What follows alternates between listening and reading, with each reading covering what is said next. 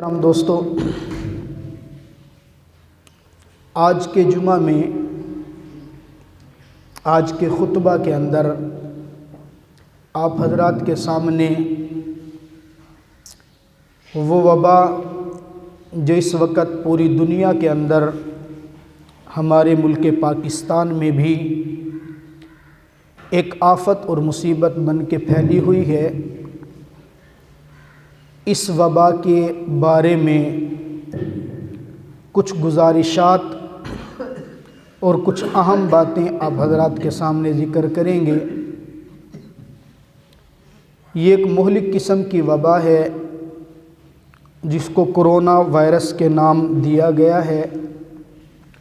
آپ حضرات کے علم کے اندر ہیں، میڈیا پر، سوشل میڈیا پر اور دیگر ذرائع سے مختلف قسم کی احتیاطی تدابیر کرنے کا حکومت پاکستان کی جانب سے حکم دیا گیا ہے، اور یہ احتیاطی تدابیر اختیار کرنا کوئی اسلام کے منافی نہیں ہے، اور ضابطہ شریعت کا یہ ہے کہ حکومت پاکستان حکومت کا ایسا حکم جو کسی شریعت کے ظاہری حکم کے مخالف نہ ہو، متضاد نہ ہو، ایسے حکم کو ماننا ضروری ہوا کرتا ہے۔ ہاں، کوئی ایسا حکم ہے جو شریعت کے خلاف ہے، اس کو تو نہیں ماننا چاہیے، البتہ جو شریعت کے اصولوں کے خلاف نہ ہو، احکام کے خلاف نہ ہو، ان احکام کو ماننا ضروری ہوا کرتا ہے۔ بہرحال یہ ایک وبا جو اس وقت پھیلی ہوئی ہے، اس میں بنیادی طور پر تو یہ جاننا ہے کہ یہ وبا کیسے پھیلتی ہے اور ایسی وباؤں کے آنے کی وجوہات کیا ہوا کرتی ہیں۔ اللہ رب العزت کے پاکیزہ کلام کے اندر میرے اور آپ کے پیارے اللہ کا حکم ہے، وَمَا أَصَابَكُم مِّن مُّصِيبَةٍ فَبِمَا كَسَبَتْ أَيْدِيكُمْ۔ آپ پر اور ہم پر جب بھی کبھی کوئی مصیبت اترتی ہے، یہ مصیبت اترنے کا بنیادی سبب اور بنیادی وجہ وہ ہمارے اپنی بدعمالیاں ہوتی ہیں۔ کوئی بھی مصیبت آتی ہے، کوئی بھی پریشانی آتی ہے، اس پریشانی اور مصیبت کی بنیادی وجہ جو ہے وہ انسان کی اپنی بدعمالیاں ہوتی ہیں۔ قرآن پاک کی ایک دوسری آیت کے اندر اللہ رب العزت کا واضح فرمان ہے کہ جو بھی بدعمالیاں تمہارے اوپر آتی ہیں، ہر ایک چیز ما تسقط من ورقۃ، کائنات کے اندر اگر کوئی پتا بھی ہلتا ہے نا، وہ بھی اللہ کی منشا اور حکم کے بغیر نہیں ہل سکتا۔ کوئی بھی پریشانی آئے، کوئی بھی معاملہ ہو، ہر چیز میرے اللہ کے حکم سے ہوتی ہے۔ البتہ انسان بدعمالیاں کرتا ہے، ان بدعمالیوں پر میرا اللہ بسا اوقات کوئی مصیبت پریشانی نازل فرما دیتے ہیں، اور بہت ساری بدعمالیاں تو ایسی ہوتی ہیں میرا اللہ ان کو درگزر کرتا ہے، اس لیے کہ اگر ہر بدعملی پر، ہر گناہ پر میرا اللہ فوراً سزا دے تو قرآن پاک کی آیت کا مفہوم ہے کہ پھر کائنات کی اس دھرتی کے اوپر کوئی بھی ذی روح چلتا ہوا نظر نہ آئے۔ لیکن اللہ خود فرماتے ہیں وَمَا أَصَابَكُم مِّن مُّصِيبَةٍ فَبِمَا كَسَبَتْ أَيْدِيكُمْ وَيَعْفُو عَن كَثِيرٍ۔ کچھ مصیبتیں ایسی ہوتی ہیں جن کی وجہ سے میں عذاب نازل کرتا ہوں، یعفو عن کثیر، اور کثیر تعداد میں ایسی ہیں جن کو میں معاف کر دیتا ہوں۔ بہت ساری بدعمالیاں ایسی ہوتی ہیں کہ انسان کرتا چلا جاتا ہے اور میرا اللہ معاف کرتا چلا جاتا ہے۔ بہرحال یہ کہ آیت مبارکہ سے پتہ یہ چلتا ہے کہ اس قسم کی وبائیں، اس قسم کی پریشانیاں جب اتری اللہ کی جانب سے ہے تو سب سے پہلے آپ کے لیے اور میرے لیے ضروری یہ بنتا ہے اس قسم کے ماحول کے اندر ہمیں اللہ کی ذات کی طرف رجوع کرنا چاہیے، اللہ رب العزت سے توبہ استغفار کرنی چاہیے۔ استغفر اللہ ربی من کل ذنب واتوب الیہ کثرت کے ساتھ پڑھنا چاہیے، دعا مانگنی چاہیے، اللہم ارفع عنا البلاء، یا اللہ ہم سے اس بلا کو اٹھا لے، ہم سے اس وبا کو اٹھا لے۔ مختصر سے جملے ہیں، ارفع عنا البلاء، ہم سے اس بلا کو اور وبا کو دور فرما دے۔ کثرت کے ساتھ دعا مانگے، لا الہ الا انت سبحانک انی کنت من الظالمین، آیت کریمہ جس کو ہم کہتے ہیں، کثرت کے ساتھ پڑھیں۔ چلتے پھرتے اٹھتے بیٹھتے استغفار کریں، اس لیے کہ استغفار بذات خود ایک بہت بڑی دعا ہے۔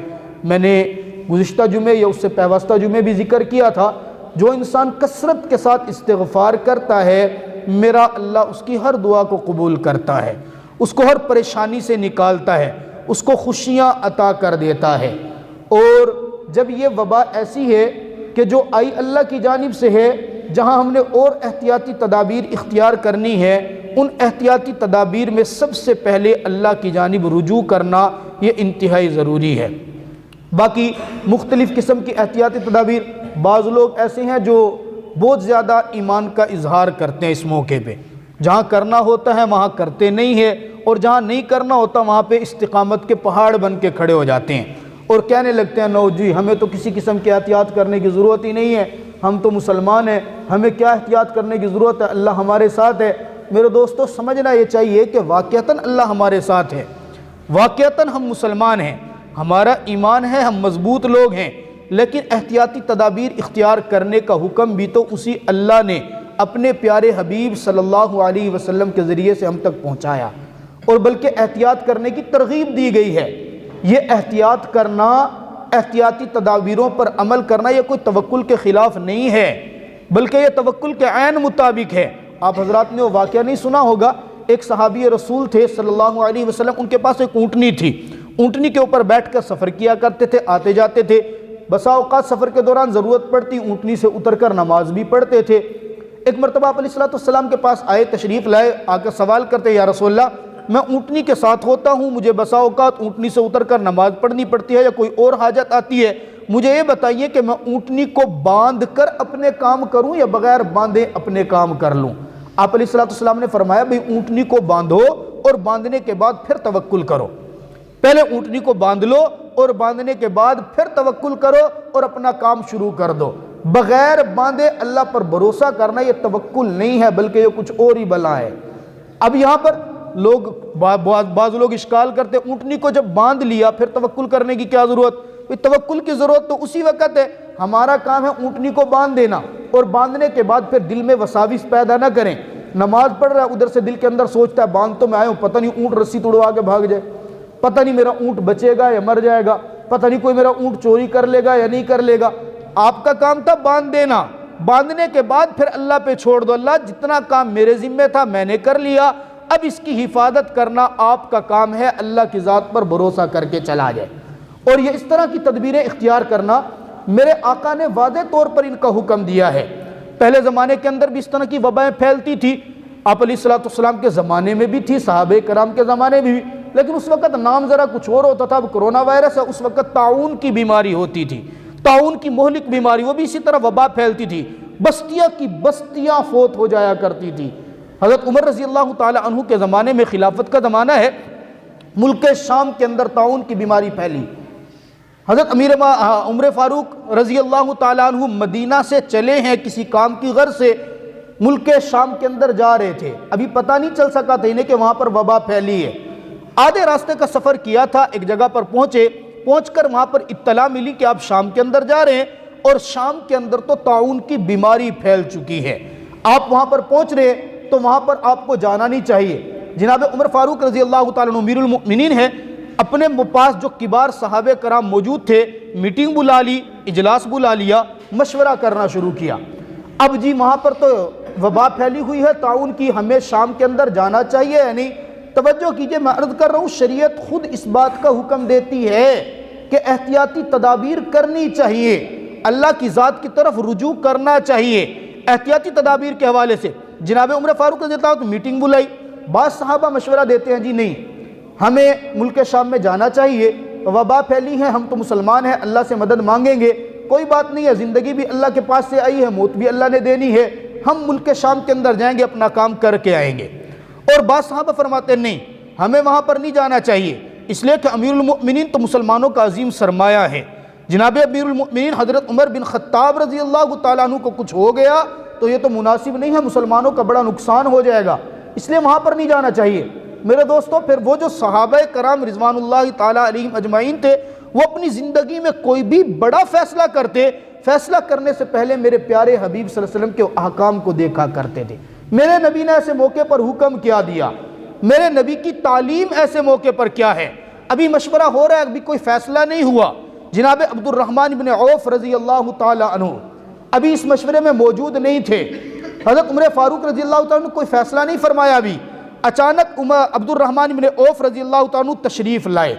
جناب عمر بن خطاب رضی اللہ تعالیٰ عنہ پوچھتے ہیں، اے عبد الرحمن بن عوف، ہم مشورہ کر رہے ہیں، مشورہ یہ ہے کہ ملک شام کے اندر طاعون کی بیماری پھیلی ہے، کیا ہمیں وہاں پر جانا چاہیے یا نہیں جانا چاہیے؟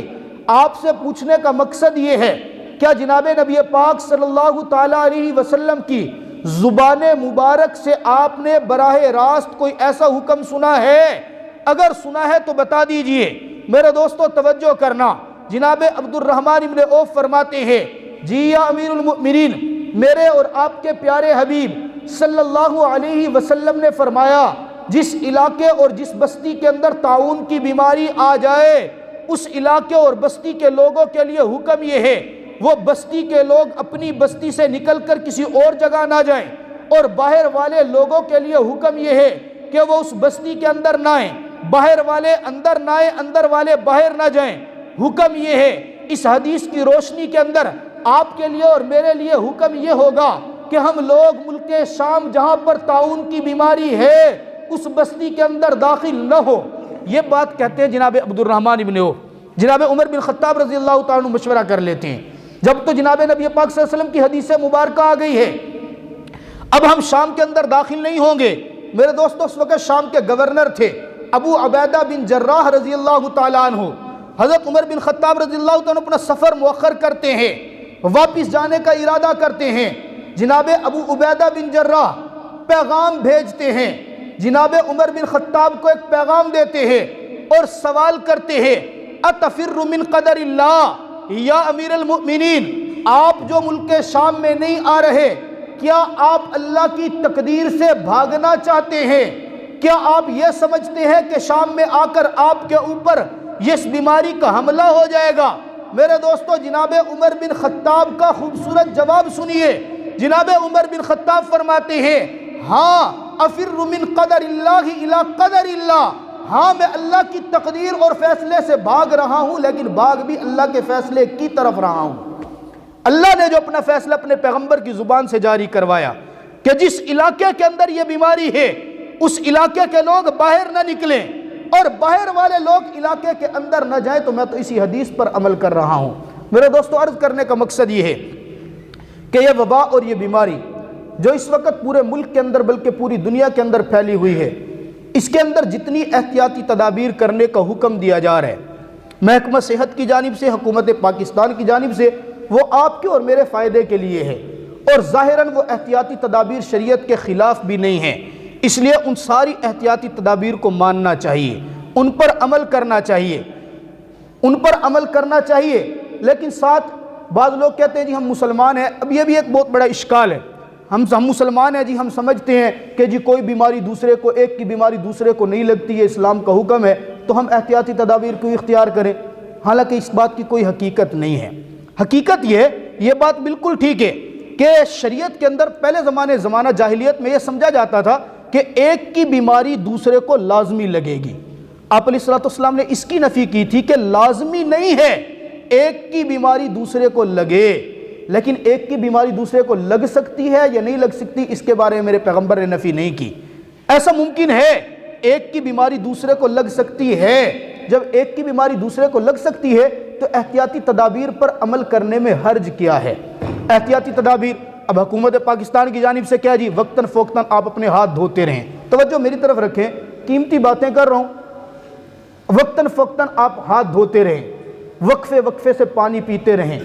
آپ کسی اجنبی آدمی سے کسی ایسے اجتماع، خواہ وہ مذہبی اجتماع ہو یا شادی بیاہ کے کوئی پروگرام ہو، ایسے اجتماعات منعقد نہ کریں۔ شریعت تو ویسے ہی کہتی ہے کہ شادی بالکل سادی ہونی چاہیے، لیکن ہمارے ہاں شادی کو سادی نہیں کرتے بلکہ پر رونق بنایا جاتے۔ اب چلو حکومت کا حکم ہے، اب تو مان لیں، شریعت کی نہیں مانتے، بالکل سادی کر لیں۔ تو اس طرح کے اجتماعات منعقد کرنا یہ ٹھیک نہیں ہے۔ اور ویسے آپ اگر دیکھیں یہ جو حکم دیا جا رہا ہے کہ بار بار ہاتھ دھوئیں، وقفے سے پانی پیئیں، یہ در حقیقت اگر کوئی مسلمان دن کے اندر 5 وقت وضو کر لینا تو میرے خیال کے مطابق اس کو اس احتیاطی تدبیر پر اس کا عمل ہو جائے۔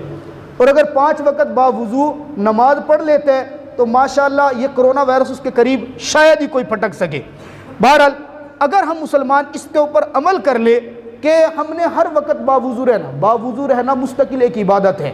بعض روایت کے اندر تو آتا ہے جو شخص مستقل باوضو رہتا ہے 24 گھنٹے، جب بھی وضو ٹوٹا وضو کر لیا، وضو ٹوٹا وضو کر لیا، اس وضو کی برکت سے میرا اللہ اس کے رزق کے اندر اضافہ فرما دیتے ہیں۔ تو بہرحال یہ کرونا وائرس سے بچنے کا بھی ایک طریقہ ہے، اور ویسے بھی احتیاط ہے۔ جب بھی وضو ٹوٹتا ہے ہم وضو کر لیں، وضو کرنے سے فارغ ہو کر تھوڑا سا پانی بھی پی لیں، پھر جب وضو ٹوٹتا ہے وضو کر لیں، پانی بھی پی لیں۔ احتیاط پر بھی عمل ہوتا چلا جائے گا اور ساتھ حکومت کے قانون پر بھی عمل ہوتا جائے گا۔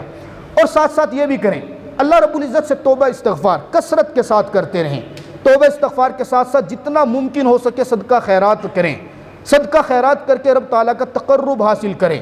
قرآن پاک کی کثرت کے ساتھ تلاوت کریں، کیونکہ تلاوت کرنا بذات خود شفا ہے۔ لیکن ایک عام سے ایک بہت زیادہ سوشل میڈیا پہ بھی ایک بات چل پڑی ہے، کافی سارے میرے پاس بھی فون آئے ہیں، آپ حضرات نے بھی سنا ہوگا۔ ہمارے ملک پاکستان کے اندر یہ ایک بہت بڑی ایک عجیب بات ہے، جب بھی کوئی اس طرح کی وبا پھیلتی ہے نا، بہت سارے لوگ مال پر حملہ کرنے کے لیے تیار ہو جاتے ہیں اور بہت سارے لوگ عقائد اور ایمان پر حملہ کرنے کے لیے تیار ہو جاتے ہیں۔ اب بھی بالکل ایسے ہی ہوا ہے، ادھر کرونا وائرس کا معاملہ چلا ہوا ہے، مال پر ڈاکہ ڈالنے والے بھی آ گئے اور ایمان پر اور اعتقاد پر ڈاکہ ڈالنے والوں نے بھی کوشش کی ہے۔ اعتقاد پر کس طرح؟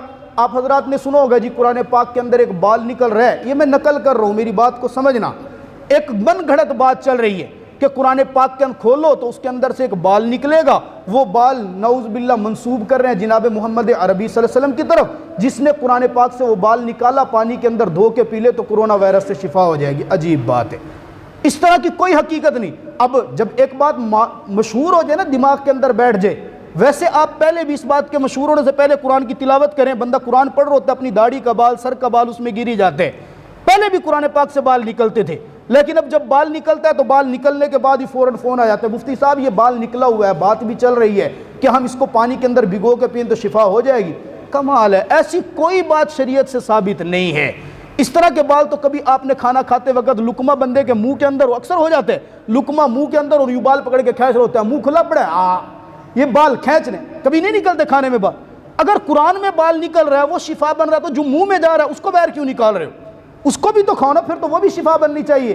یہ بال یہ ایمان کے اوپر براہ راست ڈاکہ ہے، غلط اعتقاد، نبی پاک صلی اللہ علیہ وسلم کی طرف ایسی بات منسوب کرنا جو میرے آقا نے نافرمائی ہو۔ آپ علیہ السلام فرماتے ہیں من کذب علی متعمدا فلیتبوأ مقعدہ من النار، جس نے جھوٹی بات میری طرف منسوب کی، ایسی بات میری طرف منسوب کی جس کو میں نے نہیں کہا، فلیتبوأ مقعدہ من النار، وہ اپنا ٹھکانہ جہنم کے اندر بنا لے۔ تو اس طرح کی باتیں بغیر تحقیق کے شیئر کرتے چلے جانا، دوسروں کے پاس پھینکتے چلے جانا، سینڈ کرتے چلے جانا، یہ بالکل غلط ہے، اپنے بھی ایمان کو نقصان پہنچایا جاتا ہے اور دوسروں کو بھی۔ یہ تو ہو گیا ایمان پہ ڈاکہ مارنے والے۔ آج ہی میں صبح ایک ویڈیو دیکھ رہا تھا، آپ حضرات نے بھی دیکھی ہوگی، کرونا وائرس چلا ہے تو مال کے اوپر ڈاکہ ڈالنے والے بھی آگے۔ حکومت نے ابھی تک کوئی ایسی ٹیمیں تشکیل نہیں دی جو گھروں کے اندر جا کے سپرے کریں اور سپرے کر کے آپ کو کرونا وائرس سے بچا رہے۔ احتیاطی تدابیر ضرور بتائی ہیں کہ اپنے ہاتھ کو دھویا جائے، ماسک استعمال کیا جائے، وقتاً فوقتاً پانی پیا جائے، باوضو رہنے کی کوشش کیا جائے، علماء فرما رہے ہیں رجوع اللہ کیا جائے، استغفار، یہ ساری باتیں تو ہیں، لیکن ایسی کوئی بات نہیں ہے کہ آپ کے دروازے پہ دستک ہوگی، ایک ٹیم باہر کھڑی ہوگی، آپ کو بتایا جائے گا جی ہم سپرے کرنے کے لیے حکومت کی جانب سے، آپ دروازے کھول دیں گے اور وہ سپرے کریں گے، آپ آرام سے سو رہے ہوں گے اور وہ آپ کے بال کا صفایا کر کے چلے جائیں گے۔ صبح میں ایک ویڈیو دیکھ رہے، باقاعدہ 2 عورتیں، انہوں نے باقاعدہ نرس والا حلیہ بنایا ہوا ہے، ماسک لگائے ہوئے ہیں، بیگ پکڑے ہوئے ہیں، ایک گھر کے اندر گئے جی ہم آپ کو نا ویکسین دینے کے لیے آپ کو کچھ قطرے پلائیں گے، ان کے پینے کے ساتھ آپ کرونا وائرس سے بچ جائیں گے۔ گھر والوں کو قطرے پلائے، سب میٹھی نیند کے اندر سو گئے اور وہ سارا مال وہاں سے لے کر نکلنے کی کوشش کر رہے ہیں۔ تو اس طرح کہ اگر گھروں کے اندر کوئی معاملہ ہو اپنے گھر والوں کو محتاط رکھے۔ ابھی تک حکومت نے کوئی ایسے سپرے کرنے کی ٹیمیں یہ ایسی نرسوں کی ڈیوٹی نہیں لگائی کہ وہ آپ کے گھروں کے اندر پہنچے۔ کوشش کیجئے، احتیاطی تدابیر کے اوپر عمل کیجئے۔ یہ احتیاطی تدابیر پر عمل کرنا ہے کوئی اسلام کے منافی نہیں ہے۔ جو اس وقت تک آپ کے لیے حکومت کی جانب سے تدابیر پر عمل کرنے کا حکم دیا جا رہا ہے وہ سب کو شریعت کے مخالف نہیں ہے، ان پر عمل کیجئے۔ اللہ تبارک و تعالی کی جانب خوب رجوع کریں، استغفار کریں، جن سے جن کے حقوق دینے ان کو حقوق دینے کی کوشش کریں، توبہ استغفار کریں، صدقہ خیرات کریں، باوضو رہنے کی کوشش کریں، اور جو باطل قسم کی باتیں ہیں ان سے خوب بچنے کی کوشش فرمائیں۔ اللہ رب العزت ہم سب کو سمجھنے کی توفیق عطا فرمائے۔